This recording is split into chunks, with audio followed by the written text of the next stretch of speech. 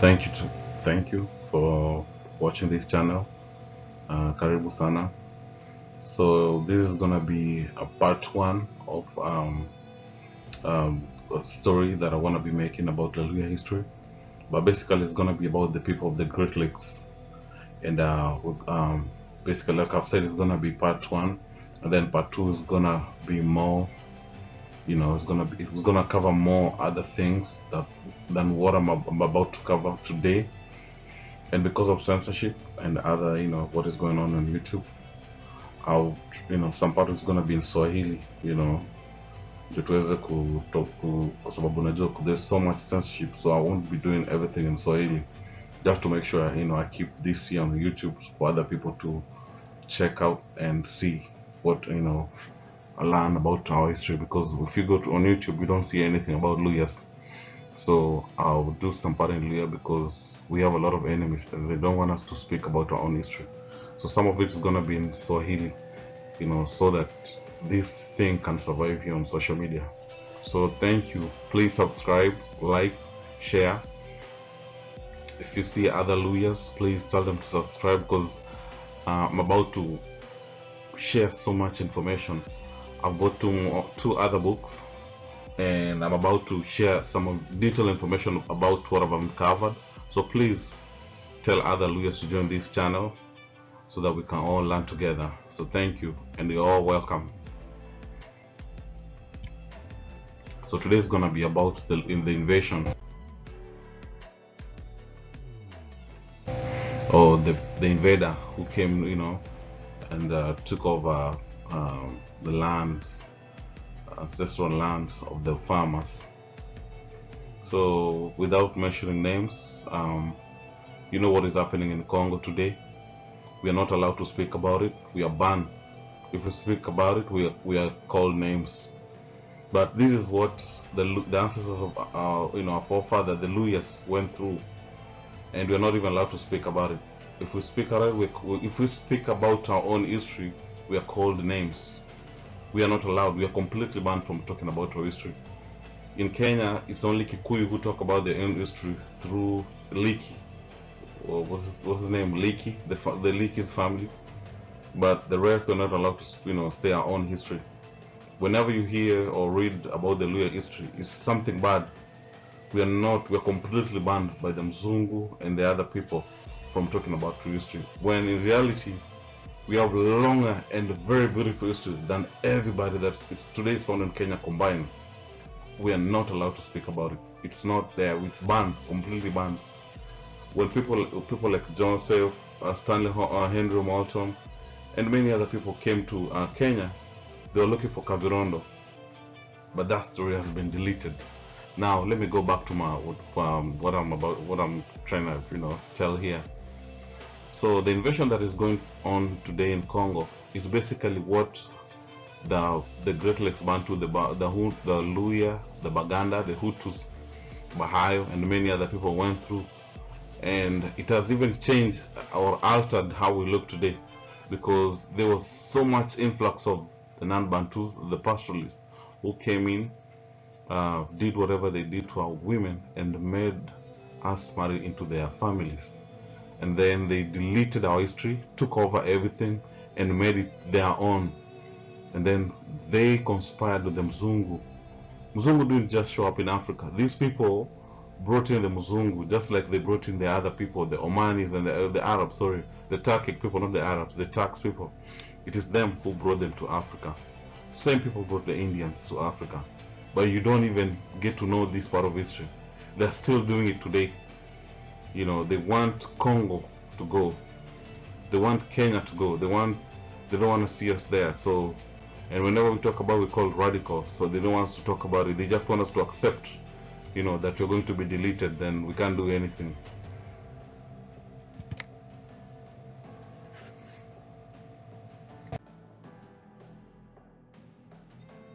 So I'm gonna be going, explaining this now. Right before, what happened in West Africa, I don't want to mention the name because it's censorship. Right before that incident happened or took place, there were people from East Africa who went to Spain and Portugal, and they snitch on Africans. They told the Mzungu who is doing what, was, where you can find the minerals and everything. So by the time Mzungu came around, because the Mzungu could not use the Mediterranean Sea, so by the time they came to the west coast, all the way to Angola and Congo, up to South Africa, they already knew where they were going. Even some of the navigators, they were non-Bantus, they were not black people but non-Bantus, were boarding on those ships. They came with the Mzungus, telling them where to find where to find what. So when they tell you navigators like those Portuguese navigators, who came to Africa, that they just, came by mistake, that's a lie. There are people from East Africa. I don't want to be specific. There are people from East Africa, in what we call the Presta John, who were called them emissaries, who went to Portugal and Spain and told them where to find who and what. And that's how, the trade that happened in West Africa and taking people. Basically, it's a long story. Now, when these people lost Egypt, it is like they owed something to the Mzungu and to the tax. So instead of facing what had happened to whatever, they decided to, to sell these people in exchange, for their own freedom. So that's how this thing happened.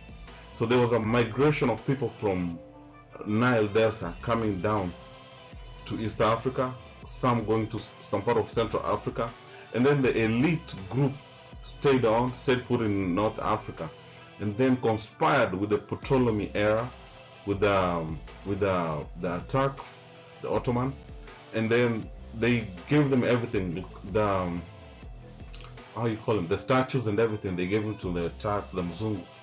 Now another group decided to go to Portuguese or the Roman Catholic and seek help, to expel the Ottomans. But in exchange, they promised the Mzungu Congo.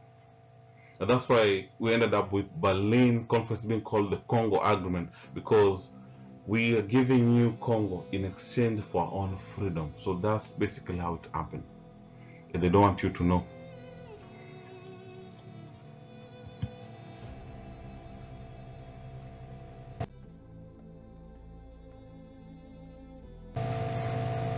So in this video, you will see Mzungus when they arrive in East Africa. They didn't have, contrary to what we've been taught in history, that there were fights, in Africa between Mzungu and tribes and whatever. In places like Kenya, that is not true.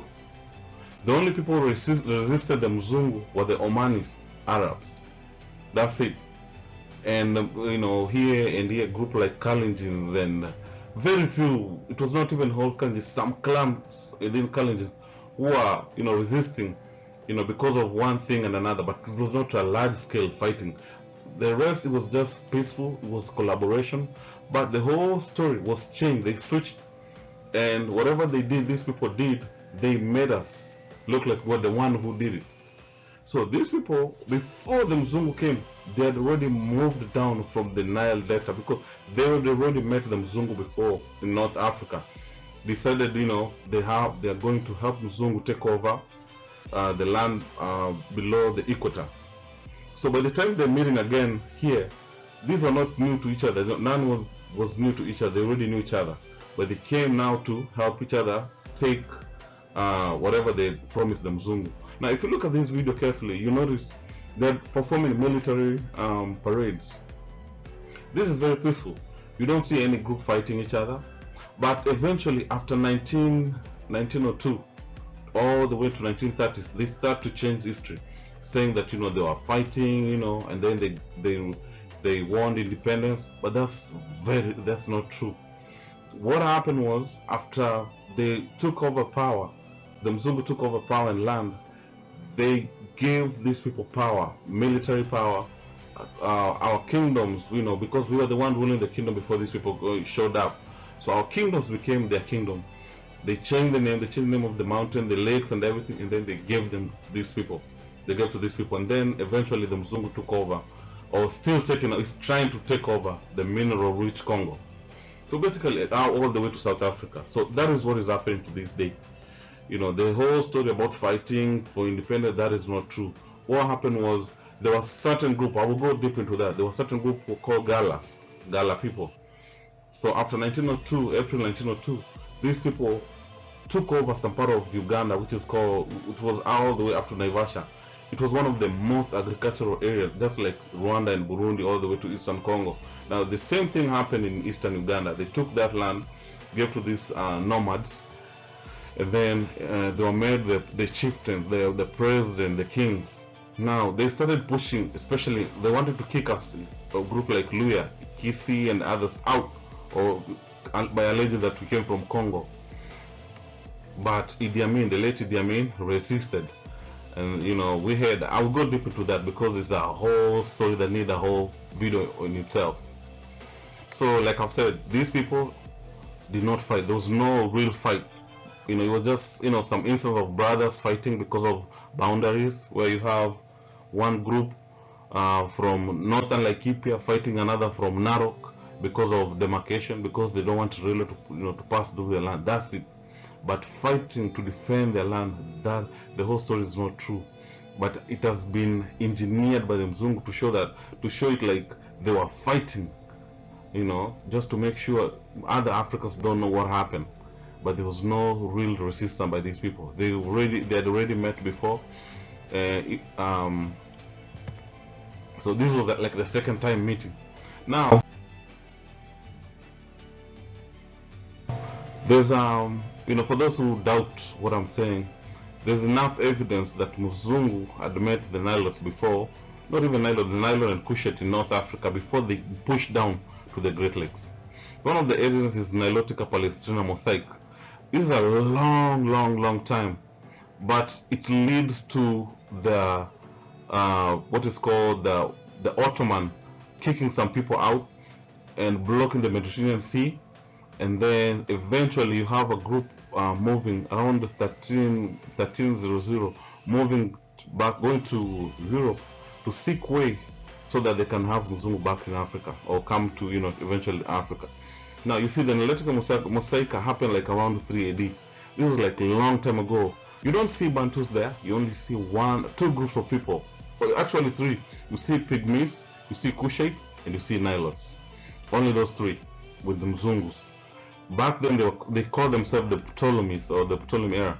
Now, Ptolemy, this is the most significant era for African history, for Africa, for what we call the biblical history, because that is when the Bible was changed. That's when the African history was changed, like completely deleted and made Europeans. And that's another reason why the Turkic people moved into Africa, because they were trying to help, but at the same time they also wanted to take over history, just as they wanted to do the same thing that the Mzungus were doing. So the Nilotica Palestrina is very important because you can clearly see who was in North Africa. Today we are told that no black people ever existed in North Africa, but there were clearly black people in North Africa. The Niles, they were there. By the time Zungu came down, he already knew there were people called Nilotes, because this was not even the first time meeting. It was like they had met so many times previously, but they didn't want people to find out.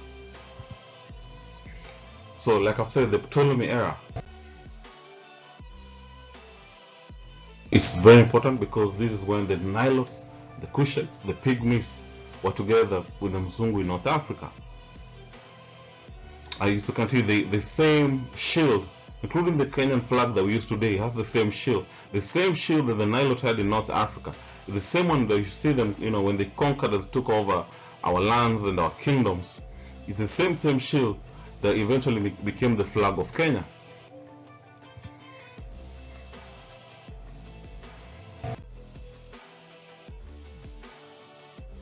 So same thing, you see the Nilotica Palestrina, the same history.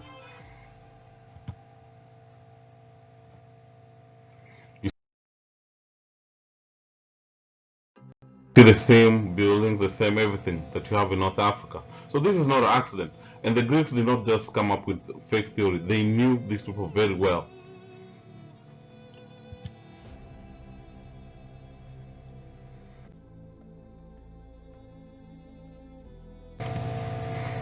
So these specific shields that you see with different group, the Kusha, the Nile, these are military regalias. And they knew which military comes from where based on the regalia or based on these shields. But nobody talks about it. You don't see Bantu with this kind of shield, but only the Nilotes and the Kushites who have this specific. And today we're being told, according to what we're being told by UNESCO, is that these people migrated looking for pasture, looking for good land, but where else do you see a group of men migrating without female, migrating with long arrows, long big shields, doing military parades, and these people are chasing Bantus very, deep into Africa and far away. But when Mzungu arrived, they were the very people who were carrying Mzungus from the Indian Ocean, showing them where to find the mountain, where to find the lakes. These people.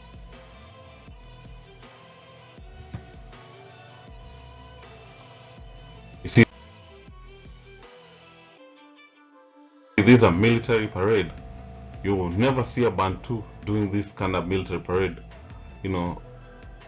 So these are very organized groups.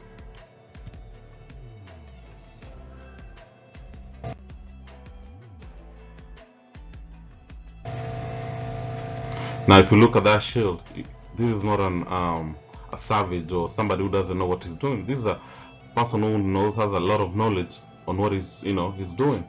There's a lot of art. If you look at the shield, there's a lot of art. This is a civilized person.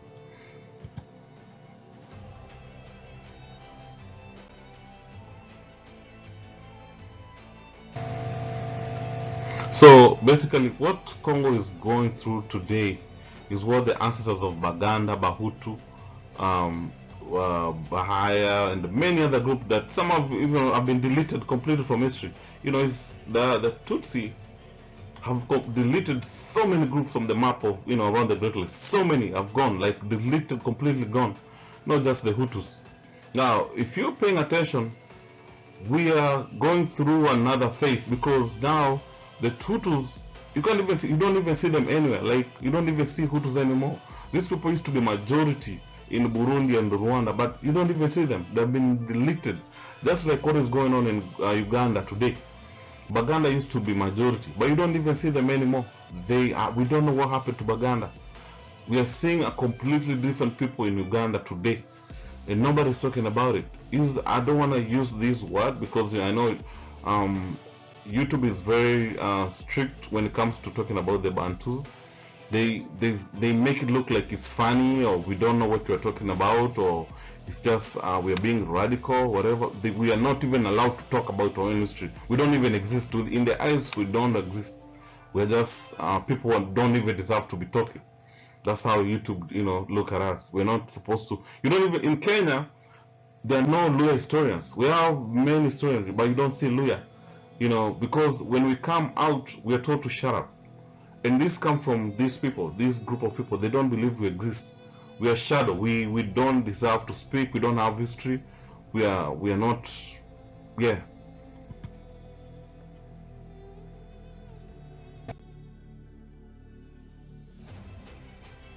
Naitwa sisi natoka Makamba, napenda kukula. Cha kwanza ugali. Ugali na nyama. Naitwa Dede natoka Gihosha, napenda mapesa. Cha kwanza madola. Cha pili maeho. Namwachi ya jina. Naitwa Jina natoka Kigome, napenda bisugadaji. Bisugadaji za bitumo. Bitumo nini? Namwachi ya dafu. Naitwa Emi natokea Ngagara, napenda kukula. Biriani ya nyama. Ugali na kuku. Pamoja na ubwabwa. Namwachi ya yayu. Wanaitwa yayu natoka Gitega, nakunda minele.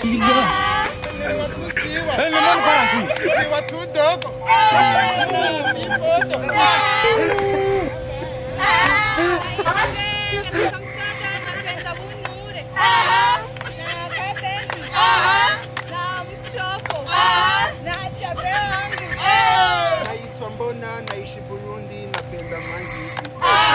Mangiti manene. God. Namwachia Tony. Natoka Ngozi, napenda kuomba. Na pombe. Nabachia moyo. So you be the judge, because according to some people, especially a group of people from Zimbabwe, some Zambian, this is where there's a lot of brainwash going on in part of Africa. They don't even know who's who. They believe everybody in Africa is a Bantu. As long as you have melanin, you're Bantu. They don't understand. I've been trying to tell them that there's a big problem going on around the Great Lakes, but it's like they don't understand. It's either I don't know what happened to their school education. I don't know, but they don't even understand. It's hard to explain to somebody, especially the Zambians, the people from Zimbabwe. They don't understand. The way they understand Africa is completely different. They don't understand. But we, the people of the Great Lakes, we know what is going on. We have seen, we have experienced these people. If the way they're doing to Congolese today, if nothing changes in the next few years, it's just gonna be like Rwanda. Yeah, it's just gonna be like Kenya. It's just gonna be like Uganda. Yeah, and forget about Fulani. Forget about Jandaweed. These are the worst of the worst. They don't care.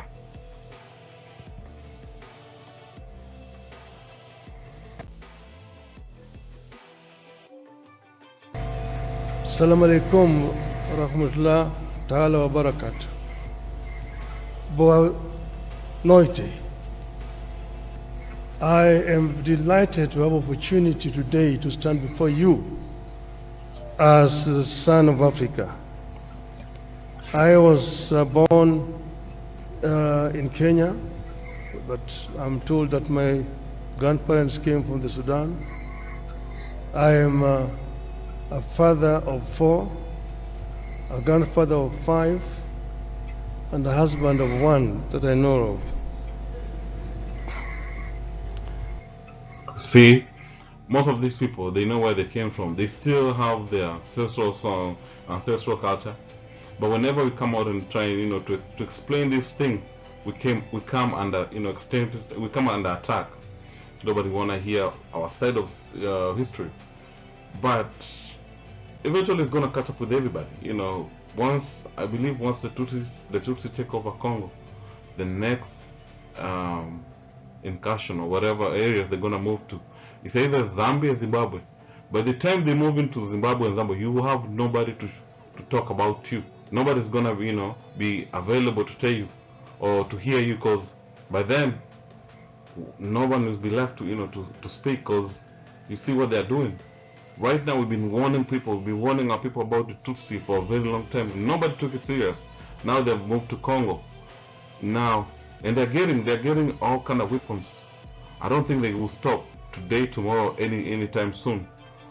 But you're just gonna leave it to God to decide, because it's way too late. We had time to defend Congo, help Congo in one way or the other, because it was a lot of brainwash going on, from the neighboring tribes, the neighboring countries like Tanzania, and people, who believed in Pan-Africanism, whatever Pan-African movement.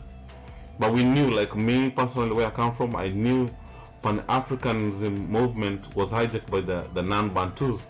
They use it to usurp Bantu. They use Pan-Africanists, whatever, to rule over the Bantus. There are very few Bantus who are part of that movement.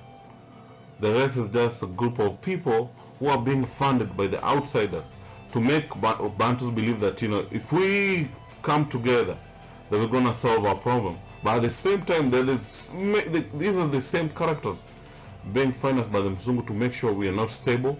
Minerals is being stolen. we are used as whatever it's called guinea pigs. You are being unalived, and all kind of stuff is going on in Africa. So how can people like Lumumba be telling you that you're gonna find a solution here when there are the same people who make sure Bantus don't stand a chance of ever finding the truth? But you see a lot of Bantus, celebrating Lumumba. You see a lot of Bantus celebrating people, other group like Mukagame. You see a lot of Bantus celebrating Museveni.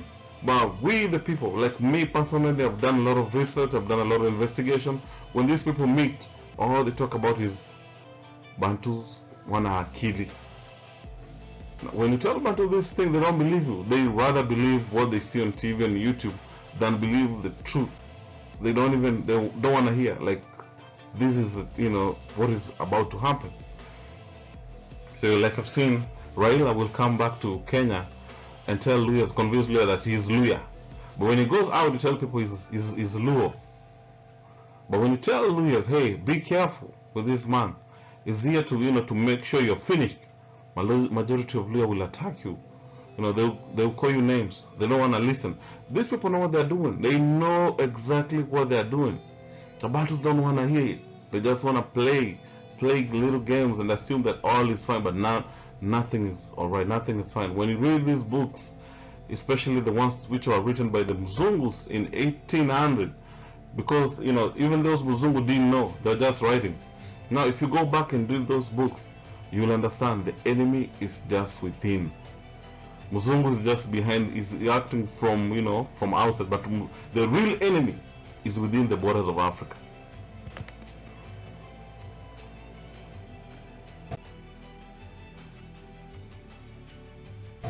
Bimal here say that his family came to Kenya 100 maybe years ago, and they are here to stay. They are going nowhere.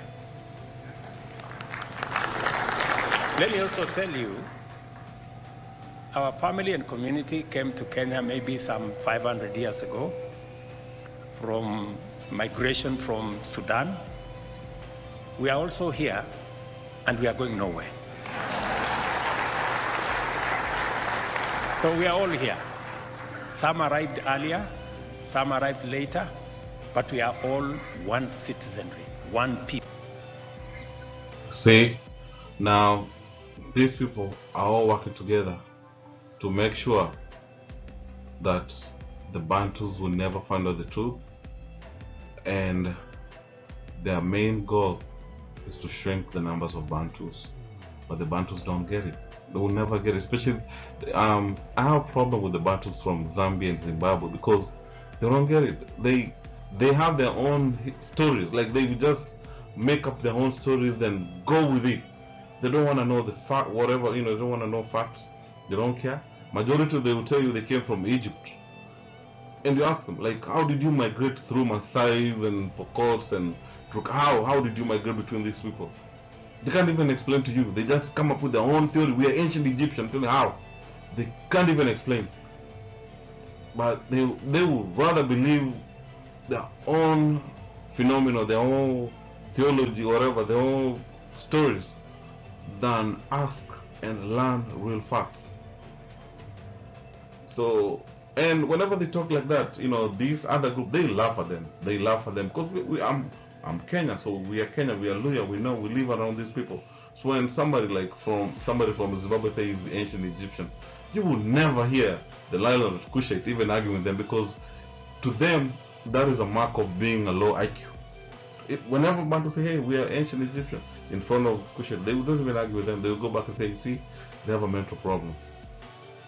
But the Bantu don't understand, they don't get it. They still do it, they will do it in front of other people. They make this argument and make them look foolish, but they don't understand.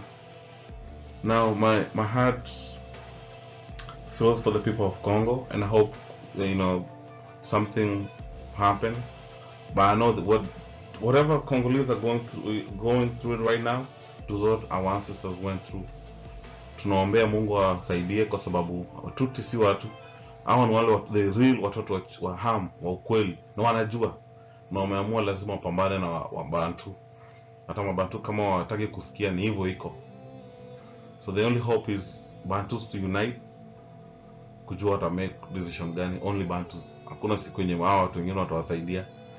It's Bantus to wake up and know hakuna adui kutoka huko nje, adui ni wewe mwenye unaona hapo ndani. So thank you for watching this channel. Karibu, you're welcome.